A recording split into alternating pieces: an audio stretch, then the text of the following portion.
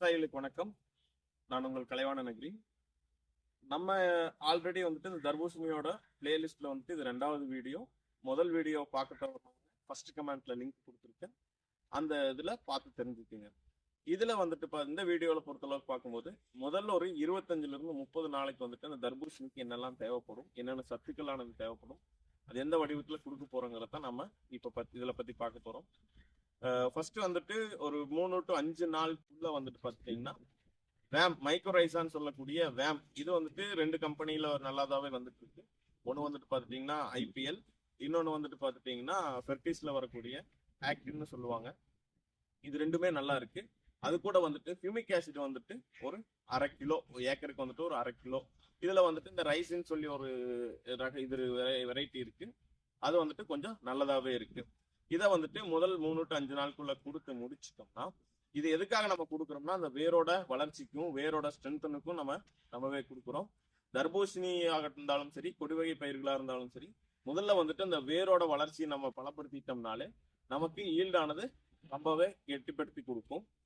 அந்த விஷயத்த நம்ம இப்ப கொடுத்ததுக்கு அப்புறம் வந்துட்டு பாத்துட்டீங்கன்னா முதல் 7 to 25 நாள் வரைக்கும் வந்துட்டு பாத்துட்டீங்கன்னா என்னென்ன சத்துக்கள் தேவைப்படும்னா தலைச்சத்து, மணிச்சத்து, சாம்பல் சத்து, இது முதல்நிலை சத்துக்கள்.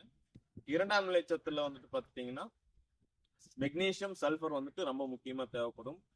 நுண்ணூட்டச்சத்துல வந்துட்டீங்கன்னா ஃபெரஸும் மேக்னீசியமே ரொம்பவே தேவைப்படும். கூடவே வந்து ஜிங்கும் இருந்ததுன்னா ரொம்பவே நல்லா இருக்கும். நம்ம அடியுரத்துல ஜிங்க் ப்ரொகோ ஜிங்க் போட்டிருந்தீங்கன்னா இந்த சத்துக்கள் வந்துட்டு குறைஞ்ச அளவு கொடுத்தாலே போதும்.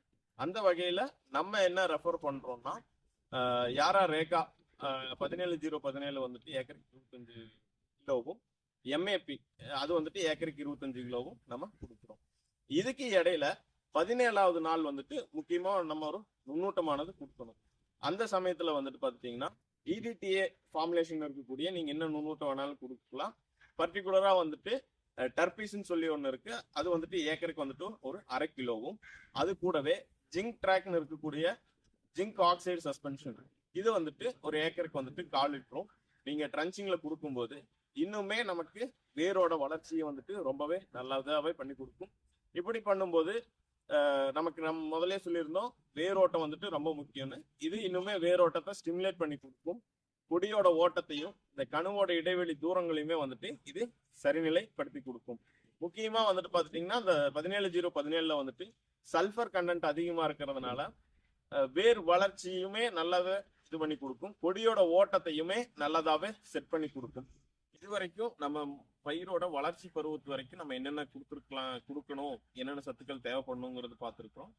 இனி அடுத்த வீடியோல வந்துட்டு பார்க்கும்போது அடுத்த பூ பூக்கிறதுல இருந்து அந்த பூ காயா மாறுற வரைக்கும் என்னென்ன சத்துக்கள் தேவைப்படும் என்னங்கிறத வந்துட்டு அந்த ஃபுல் டீட்டெயிலையும் பார்ப்போம். இது போல மேலும் பல தகவல்களை தெரிஞ்சுக்க புதிய விவசாயம் யூடியூப் சேனல் சப்ஸ்கிரைப் பண்ணுங்க, ஃபாலோ பண்ணுங்க. இது யாருக்கு தேவைப்படுமோ ஷேர் பண்ணுங்க.